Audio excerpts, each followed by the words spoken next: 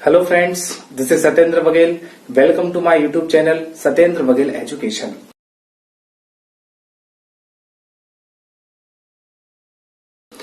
आज हम verb to be का सेकंड पार्ट स्टार्ट करते हैं। सेकंड पार्ट में हम देखेंगे कि किस तरह वर्ब टू बी का इस्तेमाल पास्ट टेंस में किया जाता है। तो चलिए हम स्टार्ट करते हैं। पास्ट टेंस, इसमें हेल्पिंग वर्ब हम लगाते हैं वॉज और वर। या वॉज का मतलब होता है था या थी और वर का मतलब होता है थे। अब पास्ट टेंस की पहचान हम कैसे समझेंगे? किसी व्यक्ति, वस्तु या स्थान के बारे में उसकी पुरानी अवस्था के बारे में बताना, उसको हम पास्ट टेंस कहते हैं। इसका स्ट्रक्चर रहेगा सब्जेक्ट प्लस वॉज या वर प्लस ऑब्जेक्ट। अब हमें एक बात का ध्यान देना होगा कि वॉज कहाँ लगाएं और वर कहाँ लगाएं। वॉज हम लगाएंगे आई, ही, शी, इट या फिर कोई भी जो सिंगुलर नेम रहेगा उसके साथ हम वॉज लगाएंगे। और एक बात का और ध्यान रखना पड़ेगा, अनकाउंटेबल नाउन जो होती है उसके साथ भी हम वॉज लगाते हैं। अब बात यहां पर आ रही है अनकाउंटेबल नाउन। तो चलिए भैया अनकाउंटेबल नाउन भी समझ लेते हैं।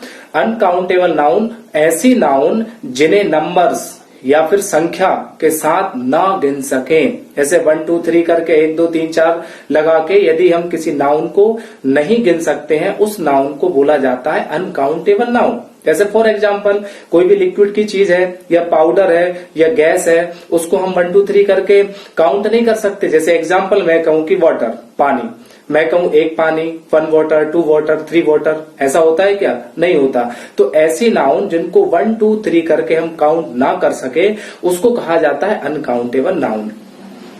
अब बात होती है कि वर कहां पर लगाएं। तो वर लगाएंगे हम यू के साथ, वी, दे या फिर कोई जो प्लूरल नेम रहेंगे उनके साथ में हम वर लगाएंगे।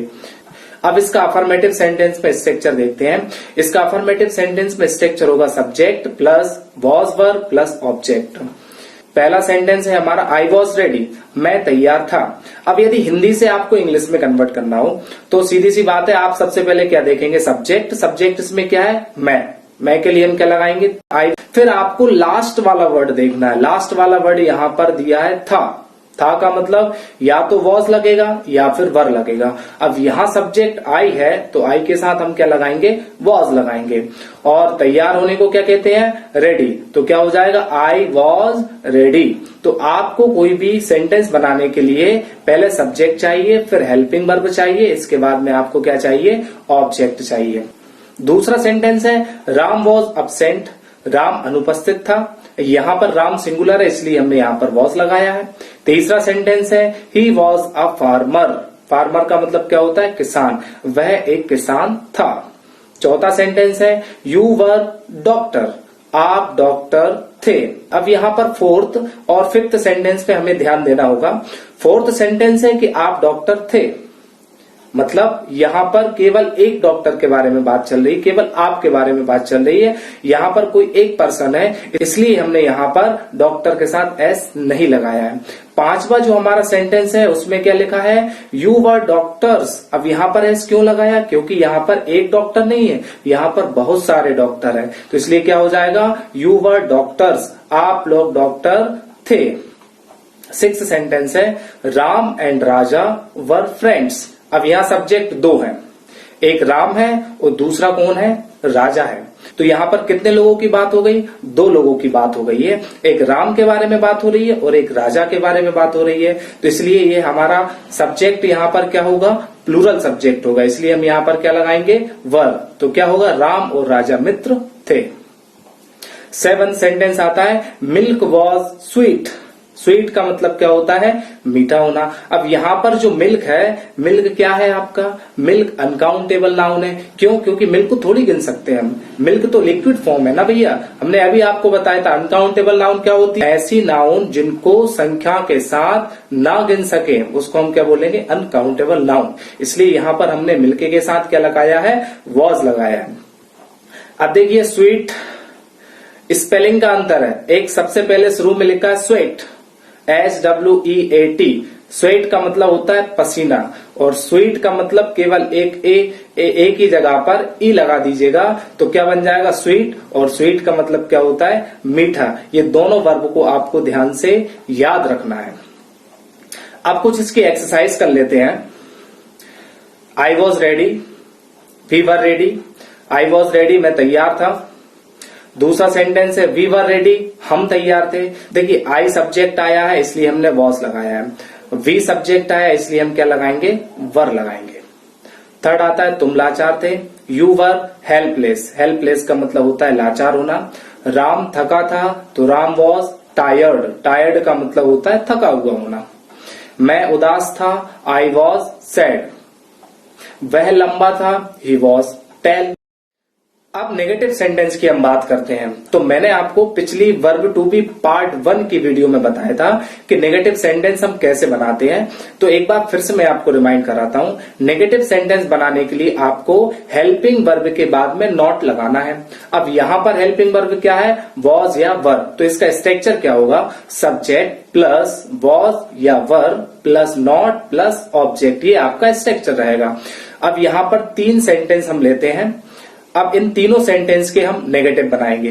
पहला है आई वॉज रेडी, यहां पर हेल्पिंग वर्ब क्या है, वॉज। तो क्या हो जाएगा, आई वॉज नॉट रेडी, मैं तैयार नहीं था। दूसरा सेंटेंस है वी वर रेडी, इसका नेगेटिव बनाएंगे तो वी वर नॉट रेडी। अब यहां पर आपको कुछ भी नहीं करना है, केवल हेल्पिंग वर्ब के बाद आप नॉट लगाएंगे। थर्ड है तुम लाचार थे, यू वर हेल्पलेस, इसका नेगेटिव क्या हो जाएगा, यू वर नॉट हेल्पलेस, आप लाचार नहीं थे। अब यहां पर बात करते हैं इंट्रोगेटिव सेंटेंस की। तो इंट्रोगेटिव सेंटेंस में आपको एक बात का ध्यान रखना है कि हमेशा हेल्पिंग वर्ब को स्टार्टिंग में आपको लगाना है। अब यहां जो हम टेंस पढ़ रहे हैं वो हमारा पास्ट टेंस है और पास्ट टेंस में हम वर्ब टू भी पढ़ रहे हैं। तो यहां हेल्पिंग वर्ब वॉज या फिर वर है, तो शुरू में हम हेल्पिंग वर्ब लगाएंगे वॉज या वर प्लस सब्जेक्ट प्लस क्या आएगा, ऑब्जेक्ट। एक बात का ध्यान रखना पड़ेगा, हमेशा लास्ट में आपको क्वेश्चन मार्क लगाना है। यहां शुरू में जो हेल्पिंग वर्ब है उसका मतलब निकलेगा क्या। इंट्रोगेटिव सेंटेंस में हमेशा हेल्पिंग वर्ब शुरू में लगाते हैं। पहला सेंटेंस हम देखते हैं, दे वर ऑनेस्ट, इसका हम इंट्रोगेटिव बनाएंगे तो क्या हो जाएगा, वर दे ऑनेस्ट, क्या वे ईमानदार थे। दूसरा सेंटेंस है, क्या वे लोग व्यस्त थे। अब हमें हिंदी से इंग्लिश में ट्रांसलेट करना है। अब यहां पर शुरू में क्या लगा हुआ है, मतलब सेंटेंस आपका इंट्रोगेटिव है, इंट्रोगेटिव सेंटेंस है तो आपको क्या करना है, शुरू में हेल्पिंग वर्ब लगाना है। हेल्पिंग वर्ब क्या होगी, सबसे लास्ट वाला वर्ड देखिए क्या लिखा है, थे। थे के लिए हम क्या लगाएंगे, वर। तो क्या हो जाएगा, वर दे बिजी, क्या वे व्यस्त थे। तीसरा आता है, क्या ये सब्जियां ताजी थी, इसका इंट्रोगेटिव बनाते हैं तो वर दीज वेजिटेबल्स फ्रेश। अब यहां पर दीज वेजिटेबल्स का मतलब क्या हो जाएगा, ये सब्जियां। अब एक सब्जी तो है नहीं है, बहुत सारी सब्जियां हैं, इसलिए यहां पर हम क्या लगाएंगे, वर लगाएंगे, क्योंकि इस सेंटेंस में हमारा सब्जेक्ट जो है वो प्लूरल है। अब बात करते हैं इंट्रोगेटिव प्लस नेगेटिव की। तो उसमें भी आपको कुछ भी नहीं करना है, शुरू में हेल्पिंग वर्ब आप लगाएंगे, फिर आप सब्जेक्ट लगाएंगे, सब्जेक्ट के बाद आपको नॉट लगाना है, इसके बाद ऑब्जेक्ट और लास्ट में आपका क्या आ जाएगा, question mark. Interrogative plus negative की पहचान एक ही है कि क्या आएगा उस सेंटेंस में, क्या नहीं। तो चलिए शुरू करते हैं। पहला हमारा सेंटेंस है, ही वॉज अ स्टूडेंट। क्या है sentence, he was a student, इसका हम बनाएंगे इंट्रोगेटिव प्लस नेगेटिव। तो सबसे पहले हमें क्या करना पड़ेगा, हेल्पिंग वर्ब को हम शुरू में रखते हैं। तो शुरू में हमने हेल्पिंग वर्ब लिखी तो क्या हो जाएगा, was he not a student. एक बार फिर से ध्यान दीजिएगा, शुरू में हेल्पिंग वर्ब लगाएंगे, हेल्पिंग वर्ब क्या हो जाएगी, वॉज, फिर सब्जेक्ट लगेगा, सब्जेक्ट क्या है, ही, इसके बाद आपको नॉट लगाना है क्योंकि ये इंट्रोगेटिव के साथ साथ नेगेटिव भी है, और इसके लास्ट में हम क्या लगा देंगे, ऑब्जेक्ट। तो ऑब्जेक्ट क्या है यहाँ पर, अ स्टूडेंट। तो क्या हो जाएगा, was he not a student. दूसरा सेंटेंस हम लेते हैं, अब इसको हिंदी से इंग्लिश में ट्रांसलेट करना है, क्या वह तुम्हारा घर नहीं था। तो क्या हो जाएगा, was that not your home. अब वह आया है, मैंने आपको बताया था पिछली वीडियो में, किसी चीज को बताने के लिए यह के लिए दिस लगाते हैं और वह के लिए दैट लगाते हैं। अब यहां पर हम एक सेंटेंस लेते हैं, उसका आपको नेगेटिव बनाना है, इंट्रोगेटिव बनाना है और इंट्रोगेटिव प्लस नेगेटिव बनाना है। तो चलिए हम सेंटेंस लेते हैं। हमारा सेंटेंस है, ही वॉज वेरी नॉटी, वह बहुत शरारती था। इसका नेगेटिव क्या हो जाएगा, he was not very naughty, क्योंकि हेल्पिंग वर्ब के बाद आपको क्या लगाना है, नॉट लगाना है। यहाँ पर हेल्पिंग वर्ब क्या है आपकी, वॉज। इंट्रोगेटिव बनाते हैं, वॉज ही वेरी नॉटी, क्या वह बहुत शरारती था। इंट्रोगेटिव में क्या किया आपने, कुछ भी नहीं, हेल्पिंग वर्ब को शुरू में लगा दी। इंट्रोगेटिव प्लस नेगेटिव की हम बात करें, क्या करना है, was he not very naughty, helping verb शुरू में लगा दी, सब्जेक्ट के बाद आपने नॉट लगा दिया है। अब कुछ इसकी हम एक्सरसाइज कर लेते हैं, तो फटाफट स्टार्ट करते हैं हम। तुम ईमानदार नहीं थे, यू वर नॉट ऑनेस्ट, बच्चे भूखे नहीं थे, the children were not hungry. Children खुद ही प्लूरल है, इसके साथ एस नहीं लगाना है, चिल्ड्रंस नहीं लगाना है, ओनली चिल्ड्रन। क्या बच्चे खुश थे, तो वर द चिल्ड्रन हैप्पी। लड़के खुश थे, द बॉयज वर हैप्पी। वे लोग इंजीनियर थे, तो दे वर इंजीनियर्स। मैं खिलाड़ी था, आई वॉज अ प्लेयर। अब यहां पर इन दो सेंटेंस को आपको देखना है। लुक दीज टू सेंटेंस, तो पहला सेंटेंस है वर दे प्लेयर्स, ये हमने अभी सीखा है। ये कौन सा सेंटेंस है आपका, इंट्रोगेटिव सेंटेंस है। क्या वे खिलाड़ी थे, इसका हम जवाब देते हैं यस, हाँ वह खिलाड़ी था, नो वह खिलाड़ी नहीं था। मतलब कि ये हुआ, इसका हम यस और नो में जवाब देंगे। तो ये कौन सी कैटेगरी का इंट्रोगेटिव हुआ, जिसमें यस और नो में आपको जवाब देना है, वो यस और नो कैटेगरी वाला इंट्रोगेटिव हुआ। दूसरा सेंटेंस देखिए, वॉट वर दे, वे क्या थे। दोनों सेंटेंस को ध्यान से देखिए, दोनों सेंटेंस में क्या आ रहा है। पहले सेंटेंस में क्या स्टार्टिंग में आ रहा है, और दूसरे सेंटेंस में क्या सब्जेक्ट के बाद आ रहा है। तो पहला सेंटेंस तो इंट्रोगेटिव है, सिंपल इंट्रोगेटिव, जिसमें आंसर यस और नो में हम देंगे।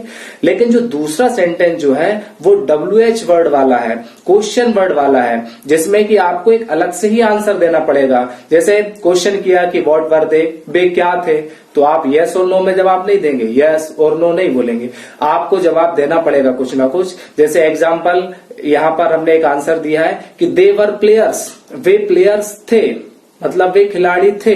या फिर दे वर स्टूडेंट्स, वे स्टूडेंट्स थे। सेकंड कैटेगरी के सेंटेंस में आपको जवाब देना ही पड़ेगा। तो सेकंड कैटेगरी का जो सेंटेंस है वो कौन सा है आपका, WH वर्ड वाला सेंटेंस, क्वेश्चन वर्ड वाला सेंटेंस है। तो चलिए हम क्वेश्चन वर्ड वाले सेंटेंस को समझते हैं। अब यहाँ एक नोट दिया है, उस नोट को हम थोड़ा पढ़ लेते हैं। क्या है कि जब वाक्य के शुरू में क्या आता है, तो वाक्य के अनुसार शुरू में हम हेल्पिंग वर्ब लगाते हैं, जैसे कि सेंटेंस नंबर फर्स्ट आपका है। फिर नीचे दिया यदि वाक्य में सब्जेक्ट के बाद यदि क्या आता है तो व्हाट लगाते हैं। ध्यान देना है, ऐसा नहीं है कि कहीं भी क्या दे दिया तो आपको हर जगह ही व्हाट लगाना है। आपको ये दो सेंटेंस देखना है, दोनों सेंटेंस को समझकर शुरू में यदि क्या दिया होगा तो हेल्पिंग वर्ब लगाएंगे, और सब्जेक्ट के बाद यदि क्या दिया होगा तो फिर हम व्हाट लगाते हैं। तो चलिए हम क्वेश्चन वर्ड वाले सेंटेंस को समझते हैं। यहां पर एक टेबल दी गई है, इस टेबल को आपको बहुत ही अच्छे तरीके से याद करना है। आप इसको याद कर लें या फिर इसको आप नोट कर लें। टेबल को थोड़ा मैं समझा देता हूं, इसमें सारे WH वर्ड दिए हैं जिनसे कि हम क्वेश्चन करते हैं। पहला दिया वेन, वेन का मतलब होता है कब, इसका इस्तेमाल समय के लिए किया जाता है। वेयर मतलब कहाँ होता है, इसका इस्तेमाल स्थान या फिर प्लेस के लिए किया जाता है। तो आप ये पूरी टेबल बहुत अच्छे तरीके से याद कर लीजिएगा। अब हम WH वर्ड सेंटेंस बनाना सीखते हैं कि ये सेंटेंस किस तरीके से हम बनाएंगे। तो इसका स्ट्रक्चर क्या होगा, आपको सबसे पहले कुछ नहीं करना है, WH वर्ड को पहले लिखना है। WH वर्ड या क्वेश्चन वर्ड एक ही होता है। और मैं आपको एक बात और बता दूं, इंग्लिश को यहाँ पर ग्रामर को समझाने के लिए मैं कुछ मेरे हिसाब से कुछ ट्रिक्स बना लेता हूं, तो कंफ्यूज नहीं होना है। आपको कॉन्सेप्ट क्लियर होना चाहिए, आपको बहुत अच्छे तरीके से समझ में आना चाहिए, ये मेरा मकसद होता है। तो देखिए इसका स्ट्रक्चर क्या होगा, क्वेश्चन वर्ड प्लस वॉज या वर लगाना है, फिर सब्जेक्ट लगाएंगे, इसके बाद कोई भी अदर वर्ड आ सकता है। अब अदर वर्ड क्या होगा वो हम सेंटेंस में समझेंगे। तो चलिए स्टार्ट करते हैं। पहला सेंटेंस वह कौन था, इसमें क्वेश्चन कौन से वर्ड से हो रहा है, कौन से हो रहा है, इसमें क्वेश्चन किससे हो रहा है, कौन से। तो कौन को हम क्या बोलते हैं, हु। तो क्या हो जाएगा, हु वॉज ही। शुरू में हमने क्या लगाया, क्वेश्चन वर्ड, वो क्या था आपका हु। इसके बाद में हेल्पिंग वर्ब क्या लगाई यहाँ पर, वॉज। वॉज क्यों लगाई, क्योंकि सब्जेक्ट आपका वह था और वह को हम क्या बोलते हैं, ही। तो क्या हो जाएगा, हु वॉज ही। अब दूसरा सेंटेंस लेते हैं। दूसरा सेंटेंस है आप कहाँ थे, इसमें क्वेश्चन वर्ड क्या है, कहाँ। तो कहाँ को क्या बोलते हैं हम, वेयर। तो सबसे पहले हम लगाएंगे वेयर वर यू, आप कहाँ थे। थर्ड है वह किसकी किताब थी। यहाँ पर क्वेश्चन जो हो रहा है वो किसकी किताब से हो रहा है, तो हमको किसकी किताब को हम क्या बोलेंगे, हुज बुक वॉज दैट, वह किसकी किताब थी। अब वह जो है ना वो कोई लड़का नहीं है, यहाँ पर वह किसी वस्तु को बताने के लिए इस्तेमाल हुआ है, इसलिए हमने वह के लिए क्या लगाया है, दैट लगाया है। तो क्या होगा, whose book was that. Third है, वह वहां क्यों थी।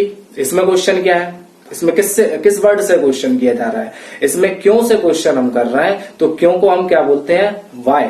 तो why was she there, there का मतलब वहां होता है और हेयर का मतलब यहां होता है। यदि मैं कहूं कि वह यहां क्यों थी, तो क्या हो जाता, वाई वॉज सी हेयर, वह यहां क्यों थी।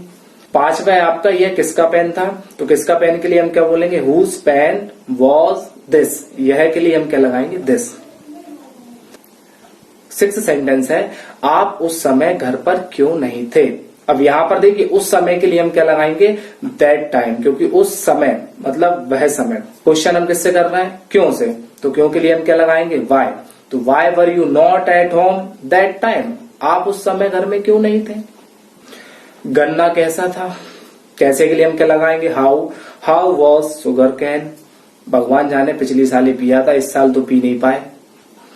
एट आता है, चोर कहाँ था, तो कहाँ के लिए हम क्या लगाएंगे, वेयर। तो वेयर वॉज थीप, थीप का मतलब क्या होता है, चोर। नाइन्थ आता है, खेत में कौन था, कौन के लिए हम क्या लगाएंगे, who was in the field, field का मतलब खेत होता है। कल आकाश कैसा था, कैसा के लिए हम क्या लगाएंगे, how. How was sky yesterday, यहाँ पर आकाश किसी लड़के का नाम नहीं है, आकाश का मतलब यहाँ पर आसमान है। यदि आकाश लड़के का नाम होता तो फिर ये हो जाता हाउ वॉज आकाश यस्टरडे, आकाश कल कैसा था, एक ही बात है। ये टॉपिक हमारा खत्म होता है, लेकिन प्रैक्टिस खत्म नहीं होती है, आपको प्रैक्टिस करते रहना है। तो मैं आशा करता हूं कि आपको ये वीडियो बहुत अच्छी लगी होगी, आपको सब कुछ समझ में आया होगा। यदि आपको ये वीडियो अच्छी लगी हो तो कृपया इसको लाइक करें, शेयर करें और मेरे चैनल को सब्सक्राइब करें। Thank you.